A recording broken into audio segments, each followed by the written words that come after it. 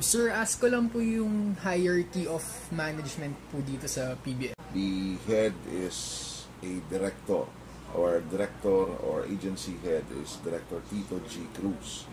So he is the boss of the entire Philippine Broadcasting Service. He's the top level. Yes, number one guy in PBS, of course. The next is a deputy director. So there is a deputy director.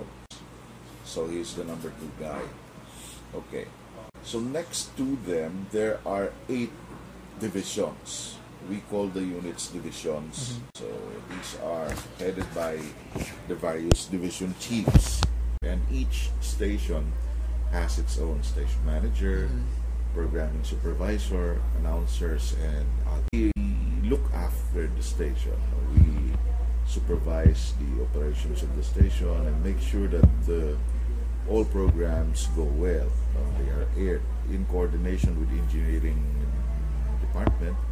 We make sure that the station is on air, clear and crisp during broadcast hours, and we make sure that the equipment are in tip-top shape and the persons concerned do their share in the station's operation.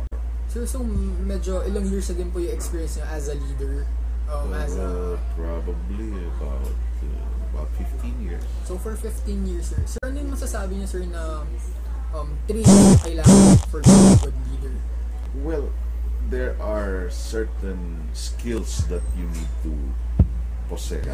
So these are the basic management skills. We refer to them as the basic management skills. Now, then these are the following. These are una yung technical skills, which refer to the core competence. For example, if I were the supervisor of the announcers, dapat marunong din ako mag-announce, marunong ako mag-programa. Technical skills yun. Okay. Pangalawa, yung problem-solving skills. Okay. So, dapat meron kang practical that when there are issues or problems, you must be able to solve them easily. Pangalawa, marketing skills. Marketing, when you try to increase awareness of your unit, diba? Para mas maraming makinig, halimbawa sa isang radio station. Pang-apat ay financial. Financial is when you manage the finances, the wise utilization of your resources, specifically pera. At yung pang-lima, human or people skills. Lima sila.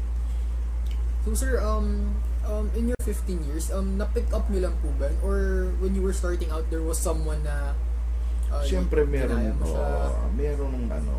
mga individuals in the industry that I consider also my mentors. Maliban sa pagbabasa ng ilang mga basic management books, na makakakuha ng pointers na makakatulong, I also talk to those who are ahead of me in the industry.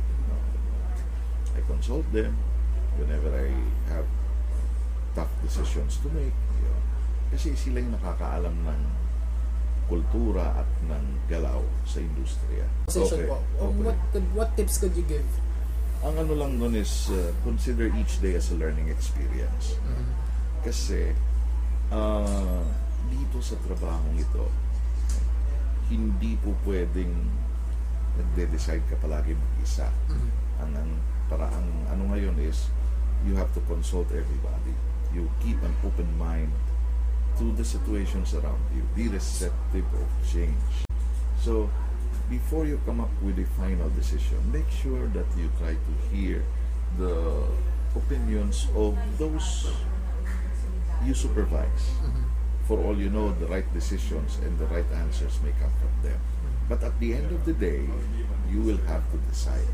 And whatever your decision is, you have to be strong. You have to fight for it.